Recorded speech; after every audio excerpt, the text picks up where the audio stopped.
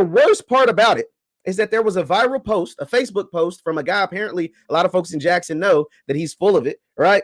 That just goes on and states all of these blatant lies. And this post has been reposted and reposted and reposted and blasted all over social media all around the world about all the bad things that Jackson State did to Deion Sanders. And the top two things that I keep seeing that are just, I mean, come on, man, they're just not true, are they didn't pay him in his ticket sales, and that he had to pay for the new student center.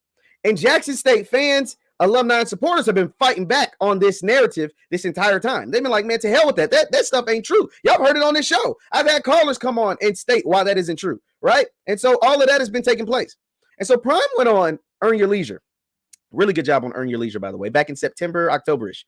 And he talked about, he used an example of bad business practice, not at Jackson State, but bad business practices that have been taking place across HBCU sports in general, just bad business deals that HBCUs were in.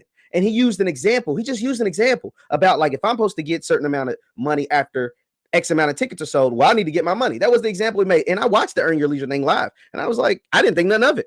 But a lot of people, now that he's left for Colorado and he's got the big bag at Colorado, they're regurgitating that message that he used and saying, this is why he left. This is why he left. Because it takes 10 minutes of research and you'll find out this stuff just isn't true. But anyway, so that is where we're going now. So Jackson State, they've been eating crow in the media because people have been saying that they stole from Deion Sanders because of whatever reason. I don't know if it's people around Prime's camp or what, but there's a lot of this BS garbage being fed to different outlets. And Jackson State finally said, yo, to hell with that. We got enough.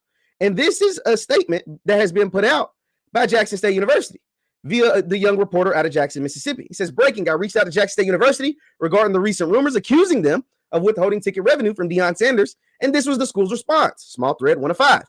And this was the response from the school. And shout out to Jackson State for finally saying to hell with all of that. We are going to set the record straight. It says, quote, and I quote, Jackson State University has honored all financial obligations of Coach Deion Sanders' employment.